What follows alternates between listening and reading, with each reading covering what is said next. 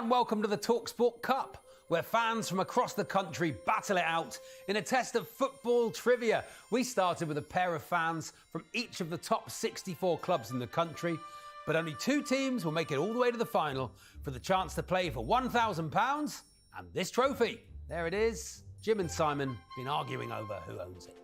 I'm Charlie Baker, and as always, I am joined by the talkSPORT Cup fact machine, Angelina Kelly. Hi, Charlie. Hello, Angelina. Today's fixture is a first-round tie between Lincoln City and Mansfield Town. So let's meet the teams. Representing Lincoln, we have Gary and John. Gary, John, good to see you. Good to be here, thank you. Thanks for... How long have you supported Lincoln City, Gary? Since 1986, October the 5th.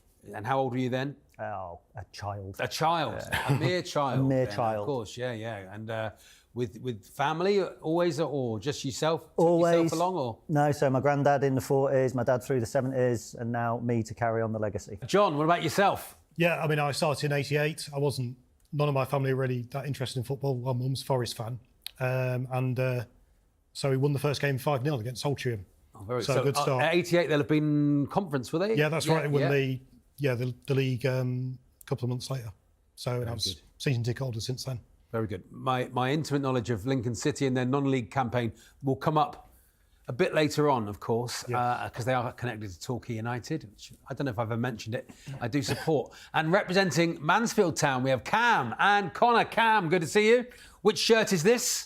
So this is the home shirt, it's the away shirt from last season. Yeah. And it very retro sort of theme from the 92, 93. Yeah. Sort of like Do you like a green shirt? Because it always feels a bit goalkeeper-y to me. They are, but I do like it. Yeah. One of my favourite shirts is the retro shirt that did inspire this. I have got that at home as well. So Connor, big Stags fan, I understand. Big Stags fan. Yeah. Been a fan since 2000. Oh, When right, I was okay. 2 years old. My dad took me down to my first ever game. Oh, yeah, great. Fell in love ever since. Yeah, and who scored that day? Oh, I was 2 years old. 2 years old. Charlie. I can't remember, of course. Okay, good stuff. We're not here for fun, we're here for football. So let's get on with the quiz. The first round is the home advantage round. Each team will get 3 home questions about the club they support and 3 away questions, which could be about anything. It's 1 point for a correct answer. They are allowed to confer, but if they get the answer wrong, it goes over and can be stolen by the other team. Let's get on with the quiz. Lincoln City, this is your first home question. Which country has Rico Hackett-Fairchild represented? St. Lucia. Yeah, St. Lucia. It is St. Lucia. Angelina. And made his international debut in 2023. Very good. One of those players that does sound like a firm of accountants. OK, Mansfield, your first home question. From which club did Mansfield sign Deji Ushilaja? Burton Albion. It is Burton Albion. Lincoln City, your first away question. Which ex-Scottish player was known as disorderly? I think he is still Scottish. Yeah. Is it Duncan Ferguson? It is Duncan Ferguson. Angelina. The joint holder of the most Premier League red cards with 8, along with... Does anyone know? Anybody? No points. Don't waste it. No extra points, don't worry about it. Richard Dunn and Patrick Vieira. There we are, Richard Dunn and Patrick Vieira. Mansfield, your first away question. Which Spanish player was known at Chelsea as Dave? Azpilicueta. Cesar Azpilicueta. That is the correct answer. Angelina. Yes, was given the nickname by his teammates.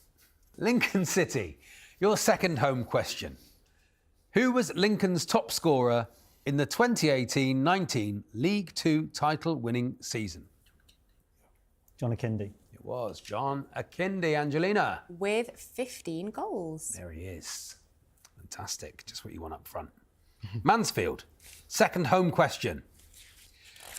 At which club did Nigel Clough, your current manager, start his managerial career? Burton Albion. It was Burton Albion. Angelina. Started as a player manager in 1998. It's a great success. Lincoln City, your second away question. Which Premier League club's mascot is called Chirpy? Crystal Palace. It is not Crystal Palace. Comes over to you. Mansfield Town. Any ideas? Bournemouth. It's not Bournemouth. It is Tottenham Hotspur. I wonder which one's Chirpy. There's two of them. Chirpy there. 1, Chirpy 2. Chirpy 1, maybe they're married. Wonder if they get married on the pitch. That'd be nice, wouldn't it? Yeah. That'd be nice. Mansfield, second away question. Which Premier League club's mascot is called Bluey? Everton? It's not Everton. Comes over to you. I should know this because I used to be the Lincoln City mascot, so I Did shouldn't you? be getting Used to be these. the I shouldn't be mascot. getting these questions wrong. Man City. It is not Man City. It is Ipswich Town. Lincoln City, your third and final home question. Who scored Lincoln's opening league goal of the 24-25 season? Paudie O'Connor. It was indeed Poddy O'Connor. Scored a brace in a 3-2 win against Burton Albion. Mansfield, your third and final home question. Who scored Mansfield's first league goal this season, 24-25? Stephen Quinn. It was the mighty Stephen Quinn. Angelina? And that was a 2-1 win away at Barnsley. Lincoln City, your final away question. Who is Colombia's leading scorer at World Cup finals? And James Rodriguez. James Rodriguez. It is James Rodriguez. Angelina? With 6 goals. There he is. Mansfield, your final away question. Who is Mexico's record appearance maker at World Cup finals? Mexico's record appearance maker at the World Cup. Rene Higuita. It is not Rene Higuita. Comes over to you. Lincoln City. He's a defender that played 5 times. I can't Is remember that his name. Rui Marquez? Maybe? Yeah. Rui Marquez? I'm afraid it's Rafael Marquez. So close. Should have just said Marquez. It's a tough school. It's a tough school, Angelina, isn't it? The talkSPORT Cup. It is, but that was with 19 appearances for Mexico. 19 appearances. That's the end of the first round. Angelina, what are the scores? After that first round, it is 5-4 to Lincoln City. There we are. Lincoln City 5-4 up at the moment in the talkSPORT Cup. There we are. So you were the mascot Yes. for a while. That's broken a lot of kids' hearts who thought, what is the imp called? Poacher the Imp. I was 16 years. Poacher the imp for 16. What happened? Did you get too hot? I got too fat for the suit. Oh, we've all been there. I tried my wedding suit on the other day. It does not work. No. Oh, really? So was it a sad day when you had to retire as poacher? I had to be pulled out of the suit by 2 stewards on the last game I ever did it. So yeah, it was a sobering day. So I'm a lot lighter now. Oh, yeah, pulled off by 2 stewards. Yeah. Unbelievable. Torquay, they only give us a pasty at half time.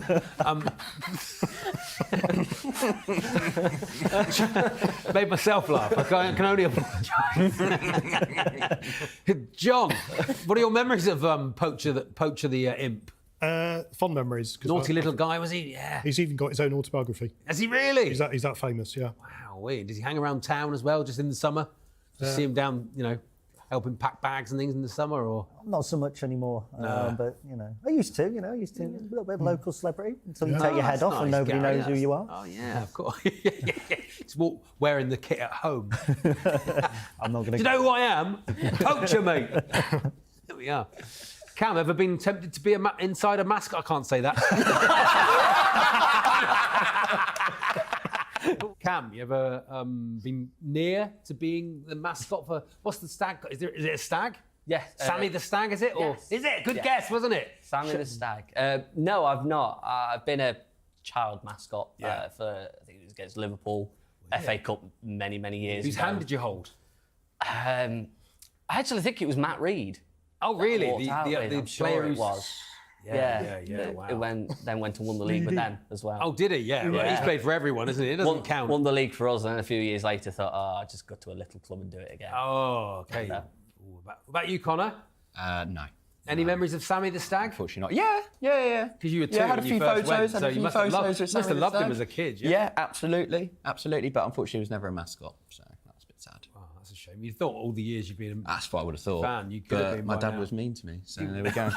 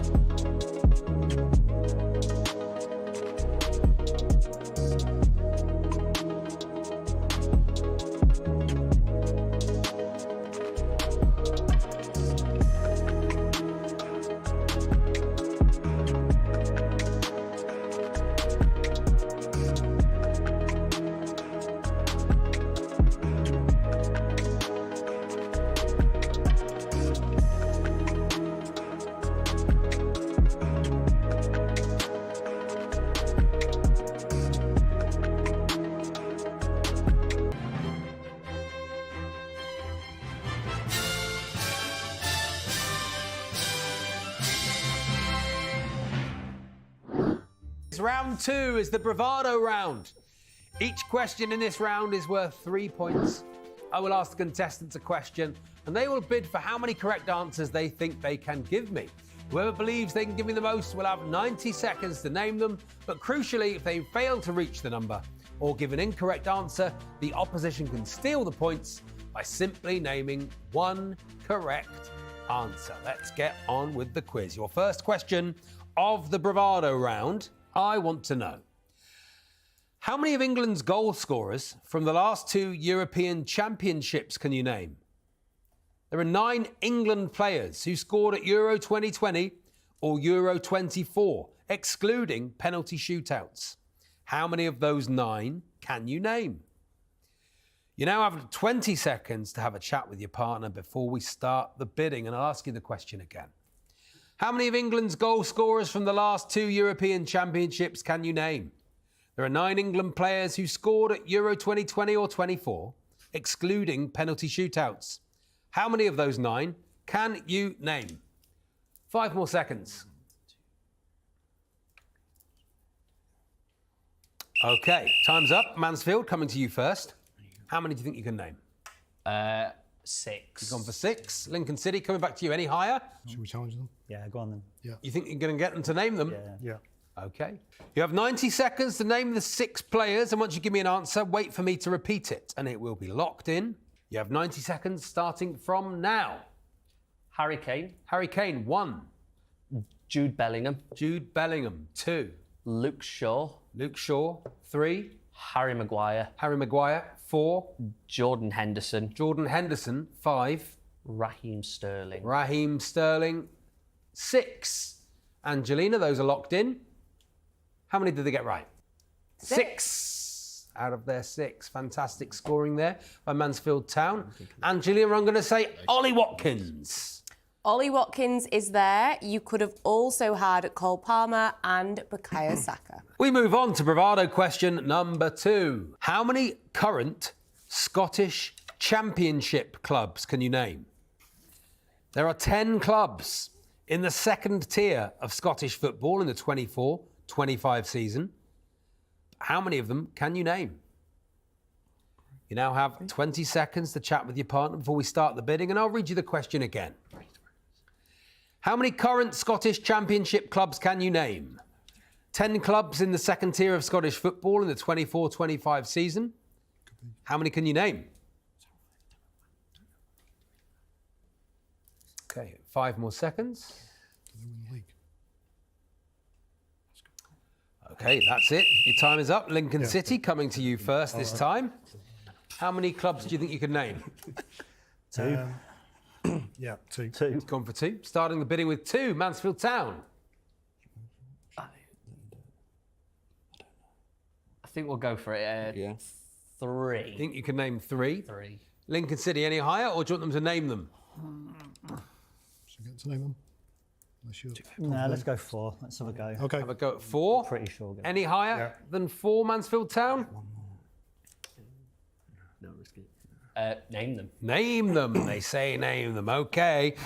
Lincoln City, you have 90 seconds to name 4 championship clubs in Scotland. Once you give me an answer, wait for me to repeat it and give the count, and it will be locked in. 90 seconds, starting from now. Ayr United. Ayr United, 1. Queen's Park. Queen's Park, 2. Partick Thistle. Partick Thistle, 3. St Johnstone. St Johnstone, 4. 4 Scottish teams. Are they all in the championship in the 24-25 season? Angelina, 3. 3 out of the 4. You can steal the points, Mansfield Town, if you get 1 of the clubs. Hamilton Academical. Hamilton Academical. Have they thrown away their shot by choosing Hamilton? Angelina? It's on the list. It's on their list. Very, very good. Good scoring, Mansfield Town.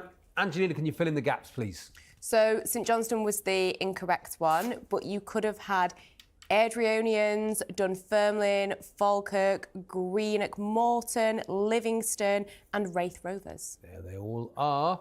That's the end of the bravado round. Angelina, what are the scores? So, as it stands, it is 5 points to Lincoln and 10 to Mansfield. There we are. 10-5, Lincoln v Mansfield. I noticed you got a tattoo just poking out the sleeve there, Gary. Yep. When did you have it done? The day we beat Peterborough 3-0 in 1997. Show us it. Can we get it on the camera or It's not? a bit faded. It's a little Oh, bit... I like it though. Look at looks it. like Old it's school. Been drawn by kids. Did you do it yourself with a dart and some quink? May as well have done it. Been cheaper. Any tattoos, John? No, sadly not. I think you should get one, John, Yeah, on your maybe I face. could. Yeah. Like the imp. The imp, but like as a tear. Poacher. Yeah, Yeah, but a poacher. yeah. Or poacher across your head. That'd be nice. Very scary for Wouldn't Gary. it? Connor, any Mansfield Town tattoos? No. No, No not tattoos for stag me. on you anywhere? No. On your knee or anything? I have thought about it, but Yeah. no. How many stag do's do you get at the stags, Cam? Any turn up? Recently, not many, but pre-COVID times, quite often. Quite often, yeah. Yeah. Imagine how grim that would be. What are we doing for our stag? We're going to Barcelona? What are we doing? Where are we going? Going to Mansfield. Look, we're not here for fun, we're here for football. So let's get on with the quiz. Round 3 is the Guess Who round. And in this round, I will give the teams clues. These could be about a player, a manager, a club, or even a stadium. And as soon as they think they know who or what I'm talking about, they can buzz in and have a guess. But if they get it wrong, they will be locked out. And the other team can hit a full list of all the clues before giving an answer. 2 points per correct answer in this round. Let's get on with the quiz. To start with, I want a player. This player began his career in his native Norway. In 1998, he moved to AS Monaco. He was a regular member of their title-winning side of 99-2000. He was sold to Liverpool in 2001. He had a successful period at Anfield, assisting the first goal in their legendary comeback in Istanbul. In 2008, after being linked with moves to other English clubs, he signed a 4-year contract with Roma, where he became a fan favourite. He then moved to Fulham, where he played alongside, yes, Mansfield. John Arnerisa. It is John Arnerisa for the points. There he is. You couldn't find a picture of him with his eyes open. OK, here's another player. This player began his career at local club Leominster Miners before securing a move to Hereford United, making his debut at the age of 17. After Hereford were expelled from the Football Conference in 2014, this player signed for Hull City. Yes, Mansfield Town. Could I ask you if you could answer? No, we go over to Lincoln City. Jared Bowen. It is Jared Bowen. It's on the tip of my tongue. There he is, Angelina. Jumping, scoring, punching the air. And another player. This player began his professional career in 1998 with Internacional. He then moved to Bayer Leverkusen, where he reached the 2002 Champions League final. He also won the 2002 World Cup. In 2004, he moved to Bayern Munich, where he won 3 cups and 3 Bundesliga titles. He moved to Inter Milan in 2009. He won the treble with Inter in 2010. He then moved to Juventus before having a series of spells at clubs in India and Brazil. He retired in 2020. Anybody? Nope. Have a little guess. Go on, John. Samuel Eto'o. It is not Samuel Eto'o. It is Lucio. There he is. OK, here's a club. This club formed as Singers FC in 1883, following a general meeting of the Singer Gentlemen's Club. They adopted their current name in 1898 and joined the Southern League in 1908.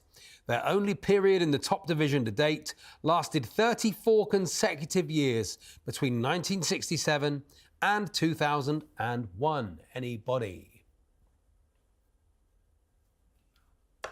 Here we go. Coventry City. It is Coventry City, Gary. Here's another club. The club competes in the MLS as a member of the Western Conference. They were established in October 2014. This team plays its home matches at BMO Stadium. They play in black and gold. They have celebrity part owners such as Irvin Magic Johnson and Will Ferrell. Anybody want to guess? Here we go. Atlanta United. It is not Atlanta United. Anybody? Lincoln City? LA Galaxy. It is not LA Galaxy. It is Los Angeles FC. So close. There's Will. Now I want the name of a stadium. This stadium hosted the Champions League final in 2008. It is the National Stadium of Russia, located in its... Yes. The Luzhniki Stadium. It is the Luzhniki Stadium. There it is. Looks welcoming, doesn't it? Finally, who is this? This former player became a manager at Watford.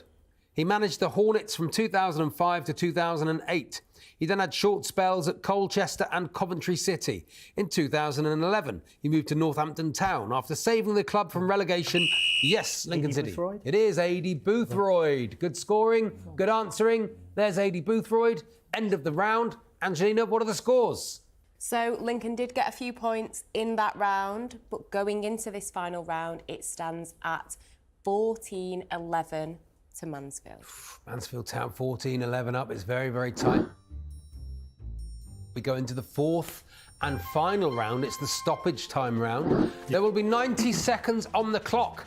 If the teams think they know the answer, they can buzz in.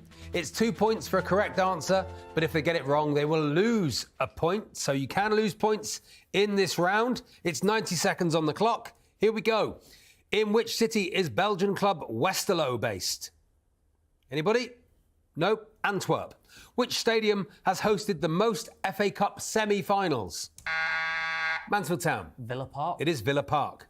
Which kit manufacturer is most popular in the Premier League this season with 7 clubs wearing their kit? Mansfield Town. Nike. It is not Nike, it is Adidas. Who is the only Brazilian to score a Premier League hat-trick last season, 23-24? Anybody? Mateus Cunha. Who scored Arsenal's goal in the 2006 Champions League final? Sol Campbell. It is Sol Campbell. Which charity were Barcelona associated with for over 10 years? Yes. UNICEF. It is UNICEF. Who was the first Welshman to score a hat-trick in the Premier League, doing so in 1994? Mansfield Town. Need your answer? No. Speed? No. Nope. Dean Saunders. Which country did Viking come from? Norway. It is Norway. Which former player's nickname was Sick Note? Darren Anderton. It was Darren Anderton. Since 2009, what is the most common scoreline in FA Cup finals, occurring 7 times? Anybody? 2-0. It is not 2-0. It's 2-1. Which player from the Democratic Republic of Congo has made the most Premier League appearances, including over 150 for West Brom?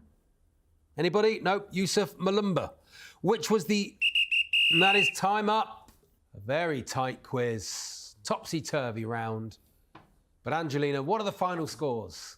So after that final round, a lot of good quizzing. Mansfield Town finish on 15 points, but the winners with 17 are Lincoln City. Lincoln City, the Imps. Congratulations. Very good. Gents, tight quiz. Really good stuff. Mansfield Town, bit disappointing. You don't go home empty-handed. You do go home with the talkSPORT football trivia game, 1 each. There we are. Thank you. 1 for you, Cam, 1 for you, Connor. Cheers, Johnny.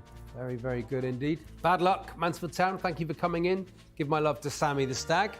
I'm hanging around with Poacher the Imp from now on. Gary, really good in that final round. Quick on the buzzer. Yeah, surprised myself. Yeah, good knowledge, John. Yeah, very impressed with Gary. Fantastic. Well done, Lincoln City. That's it for another episode of the talkSPORT Cup. We will see Lincoln City in the second round, and we'll see you next time.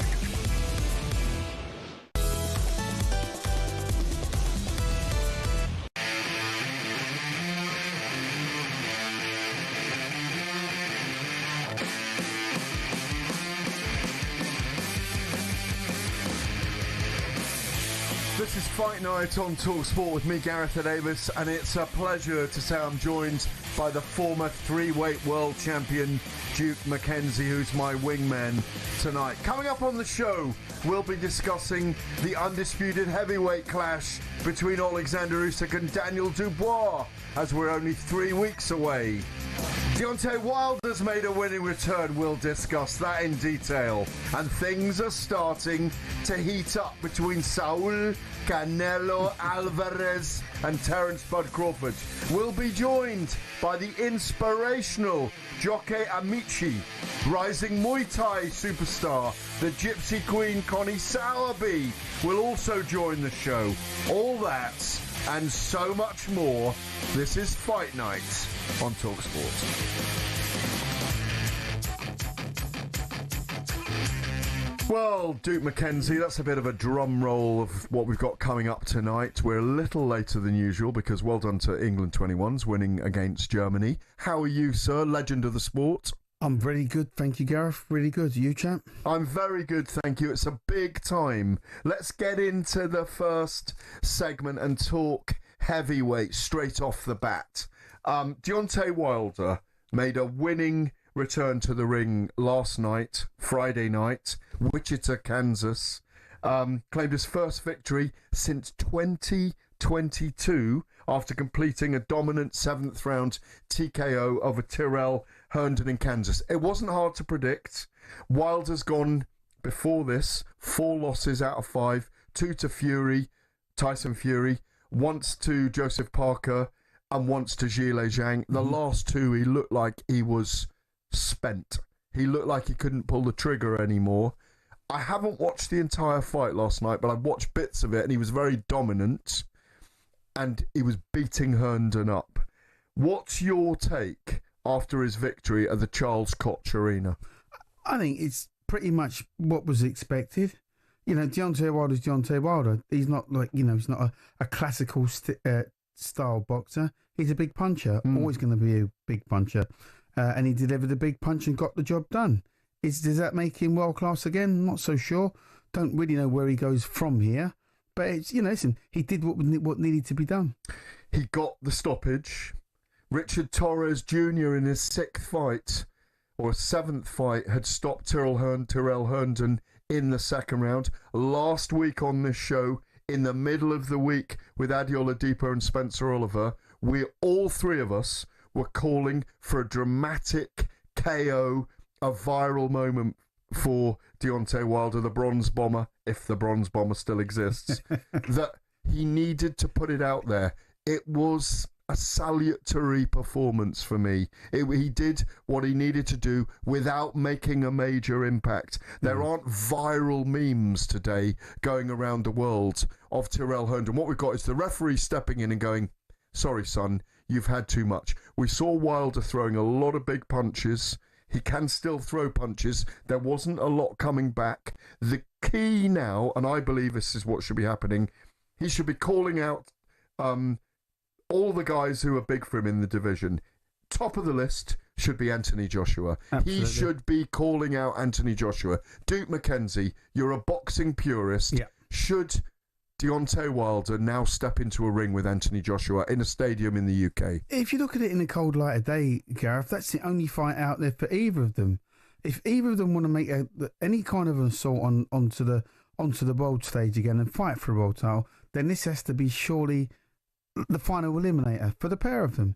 Joshua hasn't really got anywhere to go. If you look at it in the cold light of day, he hasn't got anywhere to go. I mean, if you take Tyson Fury out of the equation, which would be the obvious fight for Joshua, which doesn't look like it's going to be made anytime soon, then the only other fight that makes any business sense, and reputation's on the line also for Joshua and for Wilder, then those two surely have to be, they got a clash in their very next fight. No warm-up fight. There isn't anybody else for them to fight. They got to fight one another. For me, Wilder against Anthony Joshua is a shootout. They both had difficult days. Anthony Joshua's coming back from a horrific fight against Daniel Dubois, in which he was knocked from pillar to post till he had a go in the 5th round. Mm-hmm. He had a good go as well, and I don't agree with people that he and Ben Davison got it wrong, because I think he was getting shellacked by young Dubois, which we'll come on to in a minute, the fact he's fighting Alexander Usyk. I just think it's a fight that's been 7 years in the making, which we can't applaud in the boxing world. It's a travesty. It's a tragedy.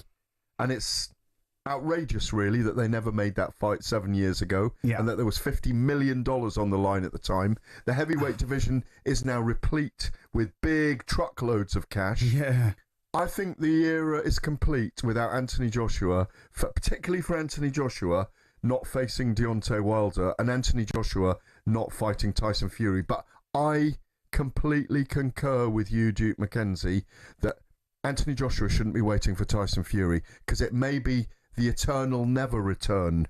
We may not get it. You know what? I keep scratching my head because I don't know why people they hang their hat on this Fury Joshua fight and as if it's going to happen maybe like yesterday or tomorrow or the week after that or the month after that or even the year after that. Joshua hasn't got time to hang around. He's just got to get out there. He's got to get out there, re-establish himself. There's not a bigger name in world boxing probably than Deontay Wilder now. He's kind of re-established himself. Let's just say he went out there and blew Wilder out of the water. Then he could call out Tyson Fury. Let's just say he beat Fury. Then he's back in the big time. It would create an appetite for it as well, I think. It might even create the appetite in Fury by watching it, by being ringside, by being around the hullabaloo. I think, for me, Anthony Joshua would be a massive favourite against Deontay Wilder. Do you think so? I think so.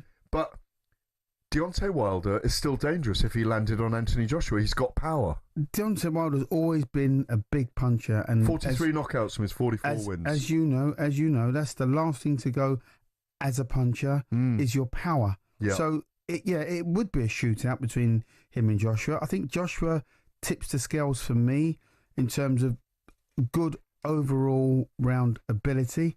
I think he's got more than Wilder. I think he's got more left in the tank than Wilder. And I think that would be a safe fight for Joshua to take because he knows that Wilder can only rely... Safe in what sense? Well, safe in the sense that Wilder's only got one shot, right? The big right hand. And that's or the left hook. But he's got to get there to throw it. He's got to get there to throw it. But also, just because Deontay Wilder's had one win against a very mediocre opposition, that's not Anthony Joshua that he's facing. Do you know what I mean? I think if he had Anthony Joshua facing him in the corner, I think Deontay Wilder would probably go back into a shell. I don't think it'd be as daring. I don't think it'd come out swinging the way that he likes to. Not against AJ, he just can't do it because AJ is equally just a bigger puncher. I think they should fight in early September. Wouldn't it be great? Stadium. Yeah, all day long. Does it do a stadium? Does it do Wembley? Does it do Spurs? All day long. They can Does it do Arsenal? Not so much at the Arsenal, but I think they could put it on anywhere else. I mean, they could put it on any state. It's a stadium fight. I agree. It's a stadium fight. It's a fight the fans would love to see because somebody's getting KO'd. What do you think of people like Carl Froch saying that Joshua's a busted flush and he should retire then?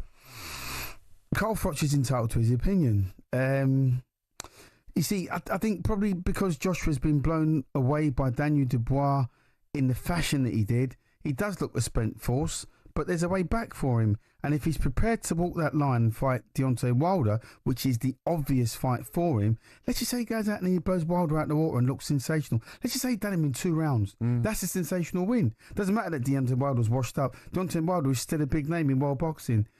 And you could put Deontay Wilder in with anybody. You're going to get a sellout. Do you see what I mean? So AJ v Anthony Joshua.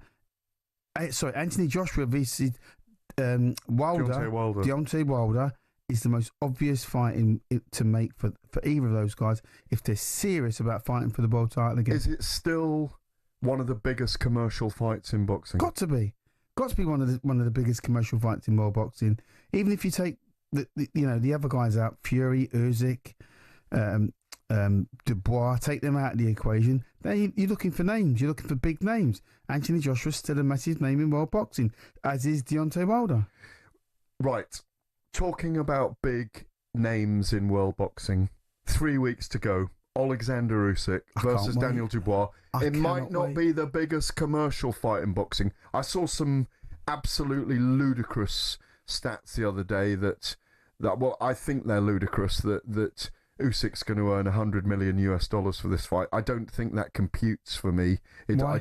Because I don't think it will do 3 or 4 million pay-per-view buys unless Saudi Arabian money is getting in and under into the basement of this fight, then I think they earn big. I think the sums are not as big as some people are estimating, but it's for all the marbles. Yeah, it's sure. for the undisputed title. You know what? This is going to be as good as it gets, because obviously the world and his brother know now it's a completely different version of Daniel Dubois that Alexander Usyk faces. Dubois will raise his game. Dubois will fight. Dubois is going to make this fight into a bloodbath if he can. It's the only way he wins the fight. So that means he's going to take risks. He's going to do everything that he didn't do in the first fight. He'll try and get right in this fight. I think he did try early on in the first fight. Oh, no, I'm not saying I he think didn't try. Even though Usyk was dominant in the rounds in terms of winning them, I thought he made Usyk uncomfortable. I think he went after him. Yeah, we sure. were there live for talkSPORT. Yeah, sure. But I thought it was a good performance. Yeah, sure. But he made far too many basic fundamental mistakes. Yeah. In going after Alexander Usyk the way that he did. But what we're seeing in Dubois now is a much more seasoned, a much more controlled, a much more... He picks his punches a lot better now. But, you know, Daniel Dubois has always had a big heart. And like I say, if he was fighting anybody else other than Alexander Usyk, I would pick him to win. But what they're convinced... You think he is number 2 heavyweight in the world right now? Yeah, absolutely. I still think that what Dubois' team are clearly overlooking is the fact that if Dubois raises his game, then Usyk will raise his game. Usyk isn't shot. He's not over the hill. He's got plenty of miles left on the clock, I believe. And I think if whatever Daniel Dubois brings to this fight, Usyk will still find a way to win. I think Usyk will maybe have difficulties for the first 5 rounds against Daniel Dubois, and I think he'll come hard in those early rounds. It's no secret that he's going to go hard. He's going to put Usyk under pressure. Yeah. Daniel is capable of becoming the new undisputed heavyweight champion of the world, who will be crowned on July the 19th. Obviously, Daniel brings the IBF. Mm-hmm.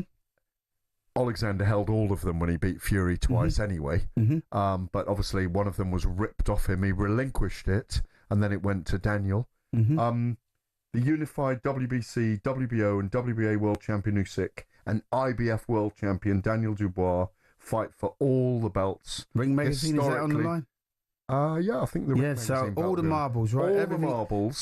Come on, nail it on the line before we go to the break and talk about 2 other pound for pounders in Saul Canelo Alvarez and Terence Crawford, and that's heating up. Come on, nail it.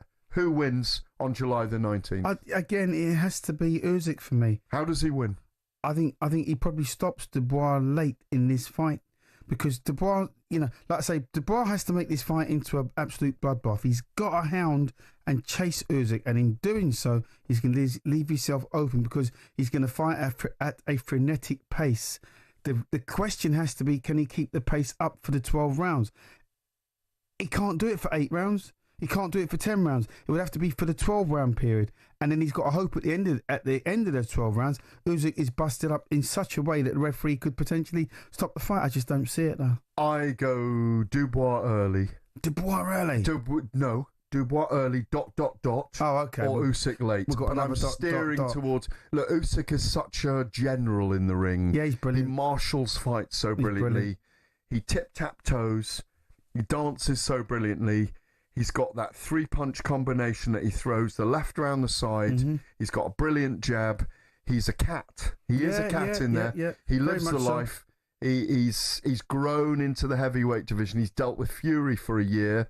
He's grown as a heavyweight as well as Daniel Dubois growing as a man. You don't know this. I went into camp with Daniel the week before last with Don Charles.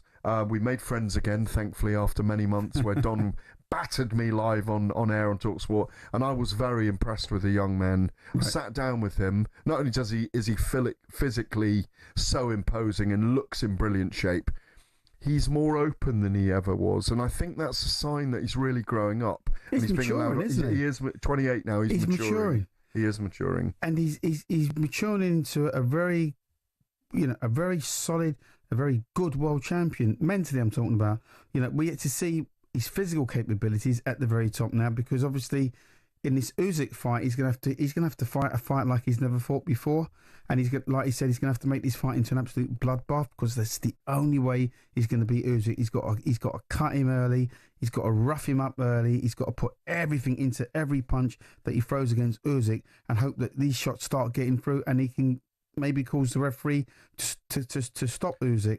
Absolutely. Well, that's only 3 weeks away. We cannot wait for it. You are making me excited about it. I feel on tenterhooks for this contest. We're going to talk Saul Canelo Alvarez and Terence Crawford next. They were at it again in Las Vegas last night on the third leg of their 3-city press tour ahead of their mega contest on September the 13th. He's Duke McKenzie. I'm Gareth A. Davis. You're listening to Fight Night on talkSPORT.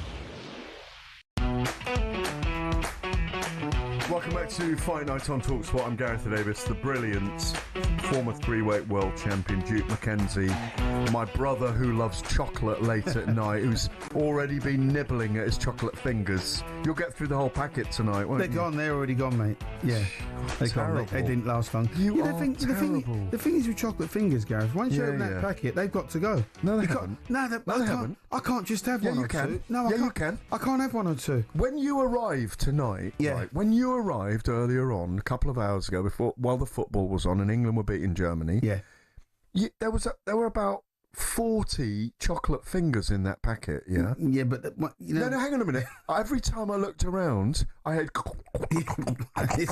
And no, when you've you have eaten one, 40 chocolate fingers. But that's what I'm trying to say to you. I can't just open a packet of chocolate fingers and just have one. This is Cadbury's we're talking about. I've been. You were the first person I ever did boxing shows with on talkSPORT. If you recall, we're talking 15 odd years ago. Yeah. You always needed chocolate after about 10 p.m. I got a sweet tooth. You needed a Mars bar and a Snickers and a pound. No bones now about it's 40 chocolate fingers. Yeah, but I've been training, Gareth. I've been really. You've been training to eat chocolate, right? Enough of that. Listen, the thing is with you, I know what happens. You get hangry and angry if you don't have chocolate late at night. You know what I mean, mate. I fear for Trevor and Jasper. The two dogs. Yeah, Do the they boys. eat chocolate as well? Trevor does. Trevor loves a Mars bar. Right. Yeah, my boy loves them. No, he loves a Mars bar. He's like his dad. Right, from Mars bars to Las Vegas. How about that for a link up? Last night at about midnight UK time, Terence Bud Crawford and Saul Canelo Alvarez, directed by Dana White, who's got the first question. They had a press conference in Las Vegas. It was the third city on the tour. They fight on September the 13th. The number 3 pound for pound on the Ring magazine list, Terence Crawford against the number 8 pound for pound, Saul Canelo Alvarez, known as Canelo.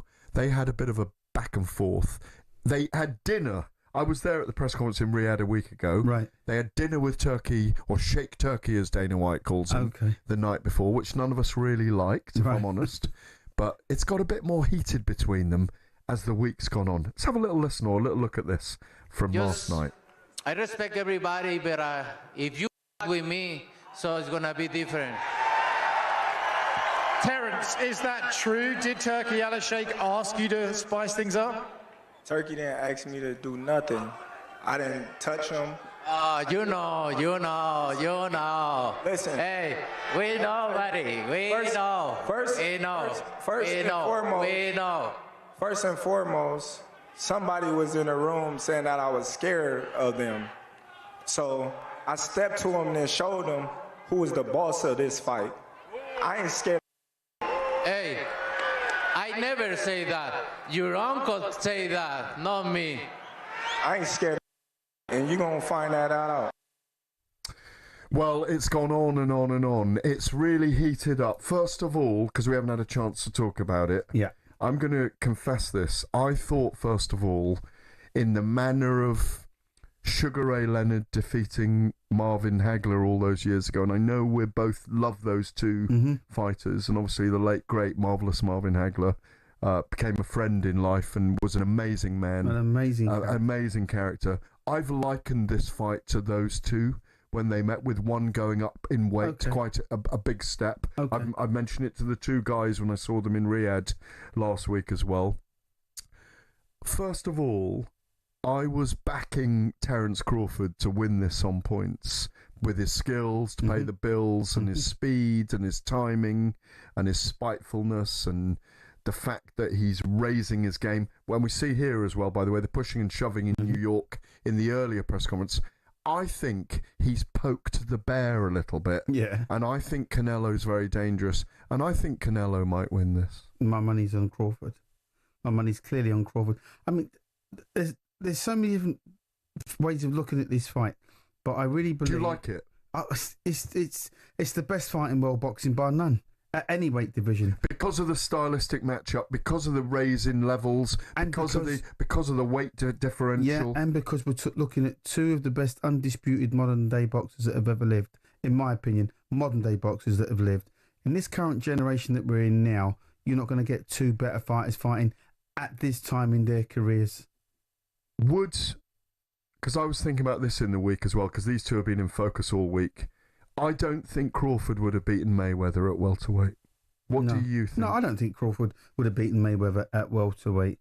But obviously, we're not talking about Crawford and Mayweather. We're talking about Crawford and Canelo. No, but I just wanted to make those comparisons because there's a 23-year-old Canelo that wasn't capable as a bull as he was then against the Matador. Yeah. I remember I was there live. I don't know if you were there, but Mayweather was 36 then, his most skilled. He could hit and not be hit. He could almost win a round without landing a punch. If you were shading the round to him, you almost shaded it, and you shouldn't do this really, on his defensive capabilities, Sure. and just the right through the middle Sure. that he hit Canelo with. Tell me why, because I was convinced until I saw the confidence of Canelo and his pulling out of Crawford that he hasn't fought elite fighters yet, which he hasn't. No, I make him right. Everything Canelo has said up to this point is right. Every statement he's made about Crawford is right. However, this is the first time in Canelo's career he's fighting another pound for pound undisputed champion, right? I think Dimitri Bivol is close to that, but obviously Canelo lost to him. Crawford's a two-time undisputed. He is. It's the first time Canelo's fought anybody of that caliber. Yep. When there's a difference in class, you can give weight away, okay? But there's not a difference in class, in my opinion, in this fight. Canelo is not head and shoulders above Crawford in terms of class. If there is a class difference, it'll be in Crawford's favour. I think Crawford's much more classier than Canelo. Technical ability, timing. Because he can switch. He switches from left to right effortlessly. I think Crawford is absolutely at the peak of his powers right now, even though he's 3 years older, by the way, than Canelo. And Canelo is more flat-footed. Yep. He loads up more. Slower. He doesn't throw punches in bunches as much. More deliberate. But Crawford's probably going to be hit harder than he's ever been hit in his career. These are all... We could sit here. We could talk till 1 in the morning about this fight because it's so fascinating. Yeah. I went Crawford. Now I'm going Canelo. In a couple of weeks' time, I might swing back again. No, I'm staying... I picked Crawford in the beginning. I'm sticking with Crawford now. I really think that his switch hitting style is going to give Canelo nightmares. Nightmares? Yeah, nightmares. Because... Frustrate him the hell out of him. Yeah.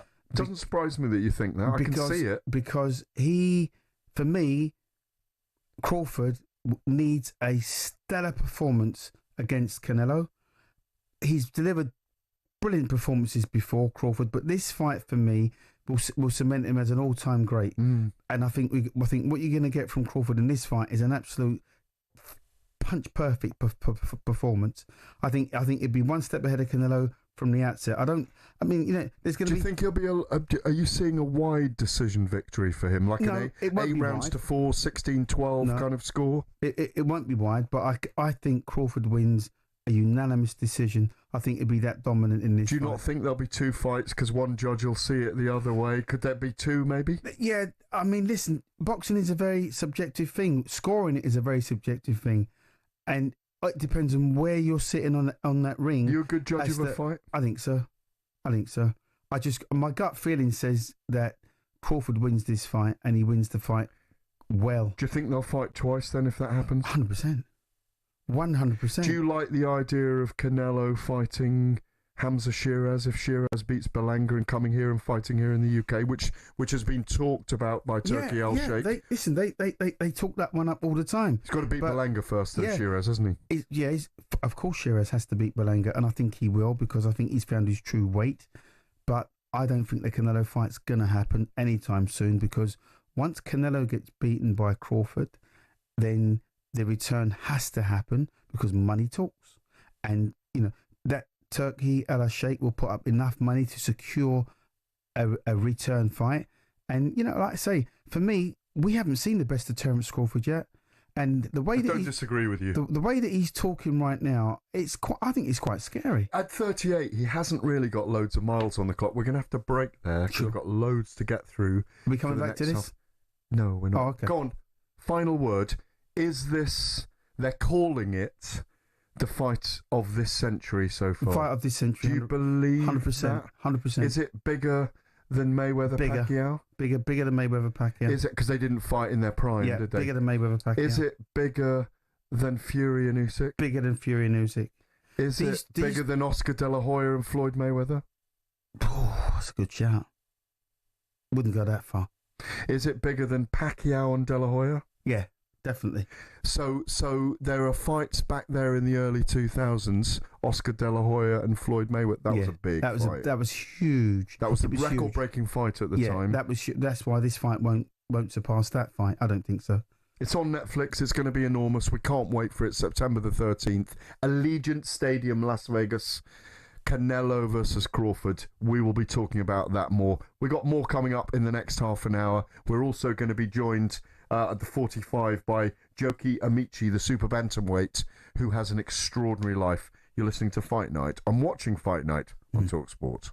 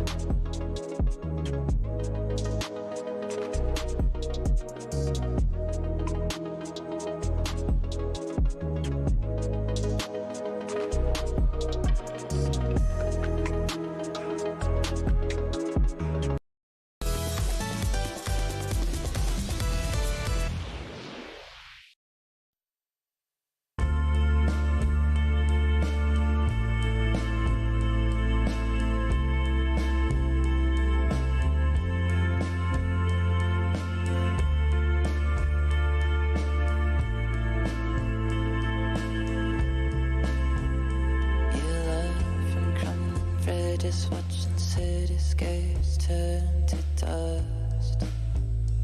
Just slight change of tone now, Duke. We're going to have a serious chat for the next half an hour with some extraordinary stories in boxing right now. And first of all, someone who you'll have known really well, who I knew really well,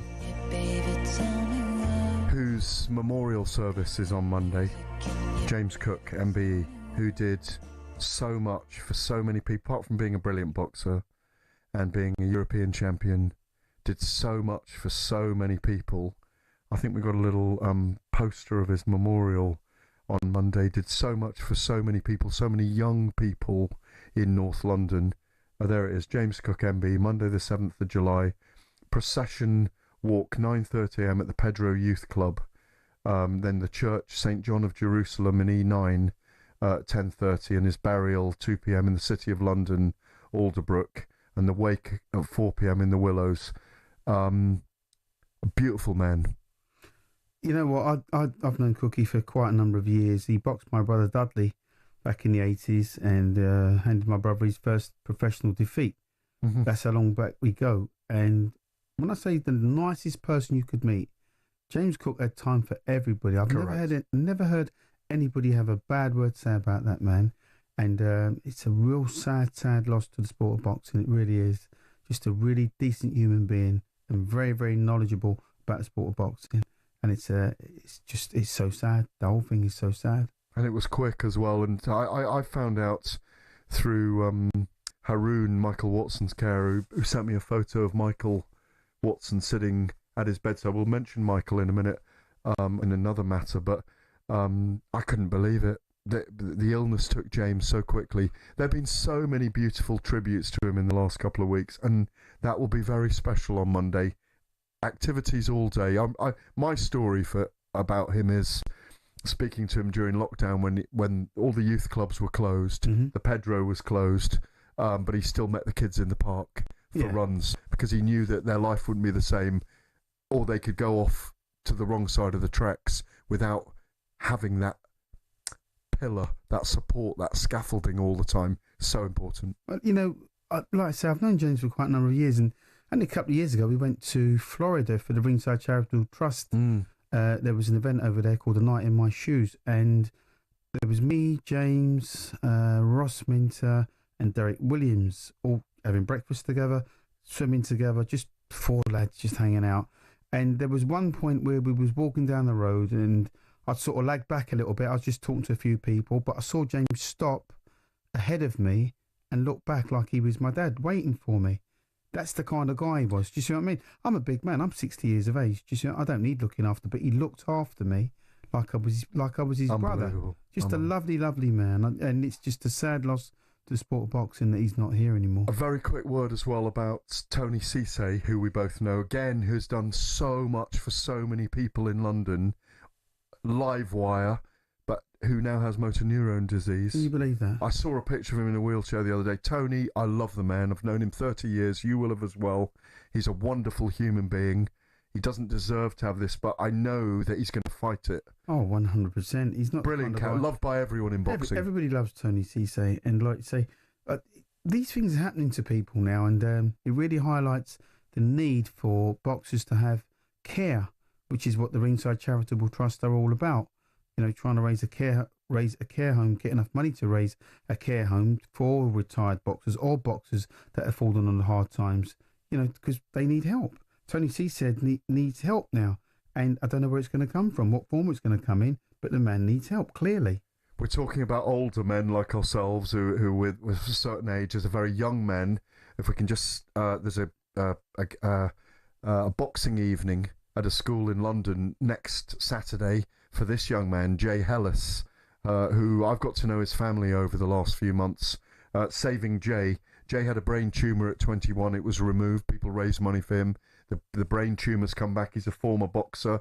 He's got a young son. You can see there, Saturday, July the 5th, Roding Valley School. They've got a boxing event. Lots of people putting their bodies and sinews and blood on the line to fight for Saving Jay, to create a fund for him to go. I think it's to Turkey. He's been to Germany for an operation. I believe his family are taking him to Turkey for his next operation. He's a very young man in his early 20s fighting a tumour in his head. It's a terrible scenario for him, but let's help to save Jay. Yeah, sure. I mean, you know, anything that needs to be done, I'm sure will be done within the boxing fraternity to do what they can to help him and others that are like him. He's one of quite a number of boxers that need help, specifically because they've got different conditions and they all need help. They need desperate help.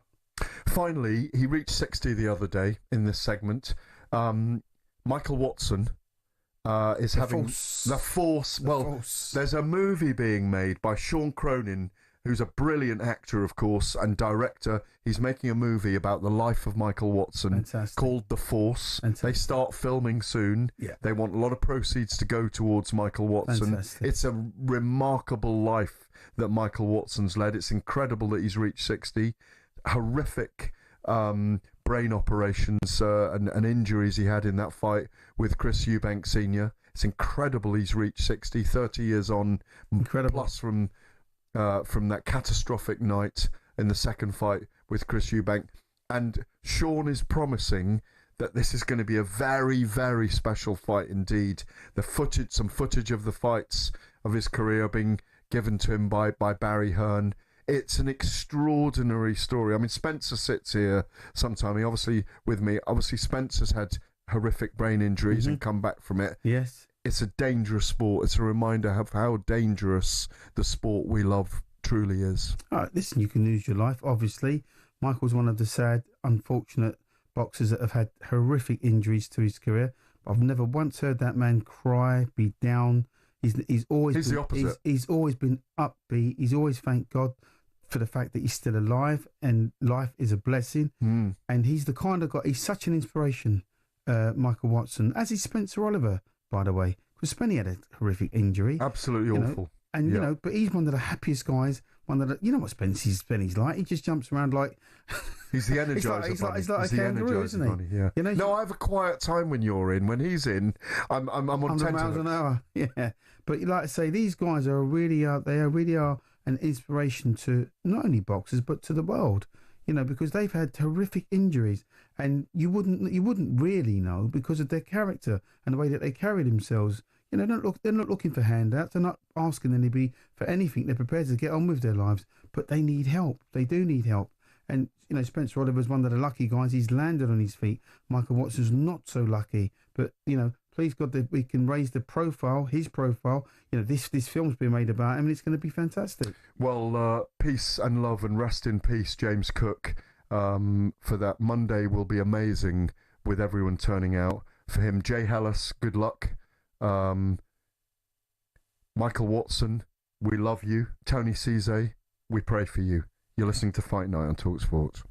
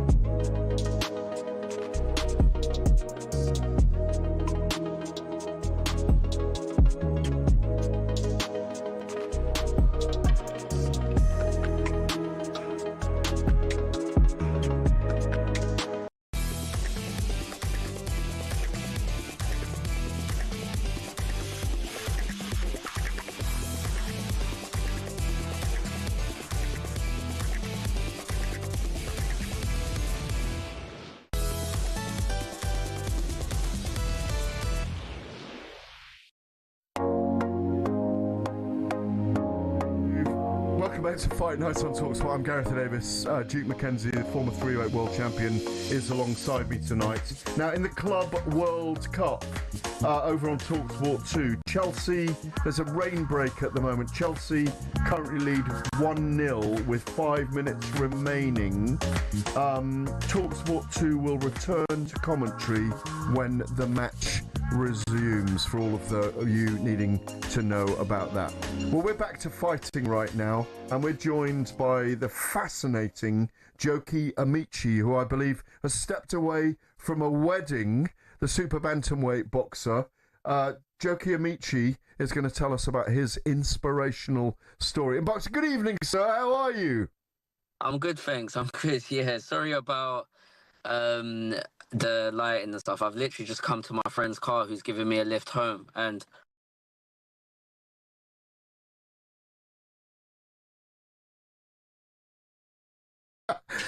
So, do you want to give a shout out to whoever's wedding you've been at, by the way? yeah, it's so I do photography as well on the side. So I've come. I'm a guest, but also it's one of my sponsors. His younger brother's wedding, Marlon, and he got married a week ago in Greece, and just having the reception today. Nice. Look, you've got an incredible story, Joki. I want to go straight into this because we haven't got long, and I want you to tell our listeners and viewers about what happened to you. You were attacked and stabbed 3 times as a teenager in Lewisham after witnessing a fight at the college you were attending. It's an extraordinary story, and it inspired you in life in many ways. Yeah, so it was a normal day. I thought it was a normal day. I was leaving my college at the time, and I just remember there was a little incident where a guy who didn't go to the college, he tried to get inside, and I think security kind of turned him away, and it caused a bit of a commotion. And naturally, when you hear a commotion, you just look, right? So I remember I just looked, and the guy at the time asked me what I was looking at, and I think I was just a bit cocky at the time, because I just, if I'm honest, I just felt the audacity to ask me what I'm looking at. I didn't look at him in any type of way. I just looked because there was a commotion, and then he grabbed me at the time. And then I defended myself. He ran off. Like, security came, he ran off. And when security asked me to come inside, and they said, look, this guy keeps coming to the college. Could you write a statement about what happened? So I did. And within 10 minutes, the same guy and a group of 6, 7 boys came in with poles and bats. I didn't know they had a knife at the time. They surrounded me, and more or less attacked me. The receptionist in the college, she screamed, and that's when I realized I had been stabbed. I remember I was wearing light blue jeans, denim jeans, and the blood just spread across my legs. Thankfully, she reacted quickly. She cut my jeans, she applied pressure, she told me to keep talking. I just remember just everything went to slow motion. I'm smiling, not that it's funny, but the way I always describe it, it felt like, for those of you that have played Call of Duty, when you get flashbanged and everything's a bit like, whoa, that's what it felt like. I remember everything just went into slow motion, and it was blurry. I blacked out. I woke up, I blacked out, and the ambulance responded quickly, took me to the hospital. I had 32 stitches in total. And I was lucky. They said missed a major artery in my leg. I was stabbed 3 times, and when I was 17 years old. 17 years ago. Is in a weird sense, do you feel blessed and put here for a reason? 100%. I don't know if it's me trying to make it seem meaningful, but it changed my perspective on life. There are a few things that have happened in life that have changed my perspective, but near-death experience, that's definitely one of them. Losing my dad, that's another. And becoming a dad. Congratulations on becoming a dad, champ. You found purpose now, thank God. But to be attacked in such a brutal fashion, just for looking at somebody in any kind of a way, is ridiculous. Did they catch the guy? Yeah, do you know what? I found out about 2 months later, the guy and his brother got life in prison. They got life in prison, not for me. Unfortunately, they attacked and they attacked someone brutally, and that person was in a coma on life support machine. I think after a while the plug had to be pulled, and they were charged with murder, and they got life in prison. Wow. How scary is that? Thank God you're still here, mate. I don't know how much you could see Duke shaking his head there, and I know what he's like. He's inspired by you. You know how brilliant this guy was as a 3-weight world champion. He's an absolute legend in our sport. Should be in the International Boxing Hall of Fame. Let's talk about We've only got 5 more minutes before we go to the top of the hour. Tell us about you as a boxer. I think you're talented at a lot of sports, actually, aren't you? But because I think you play football as well, don't you? And you're pretty talented at that as well. Matt Nash from Metro was telling me. Yeah, I've grown up playing a lot of sports like tennis. I played tennis for a couple of years. Football was my first like true sport that I loved, and then I fell into boxing because I'm not your typical boxer who grew up around boxing thinking, oh, I want to be a world champion, and I fell into boxing for extra fitness and I became addicted. I got the bug and I just went from there. But football, I started playing football maybe from the age of 8.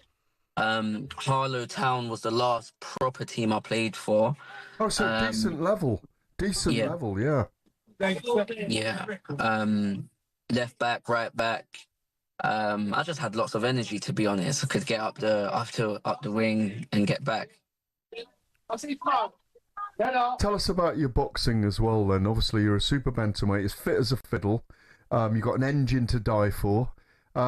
You're promoted by Steve Goodwin, who Duke will know as well, one of our what we call small hall promoters, but he's brilliant at it. He's been at it forever, since prehistoric times. Steve will forgive me for saying that. But tell us about your career and how it's gone so far. My career has been plagued with lots of delays. I was one of the unfortunate ones that had their debut cancelled because of COVID. So then I had to wait 2 years before I could box again, because that's when like, a lot of restrictions were lifted. And then when I was finally able to box, it was on my daughter's first birthday, is where I had my debut. Nice. So that's always one to remember. Yeah. I've had 5 fights in total, won 3, lost 2. The record for me doesn't really showcase my ability. There's still a lot I've got to learn in terms of the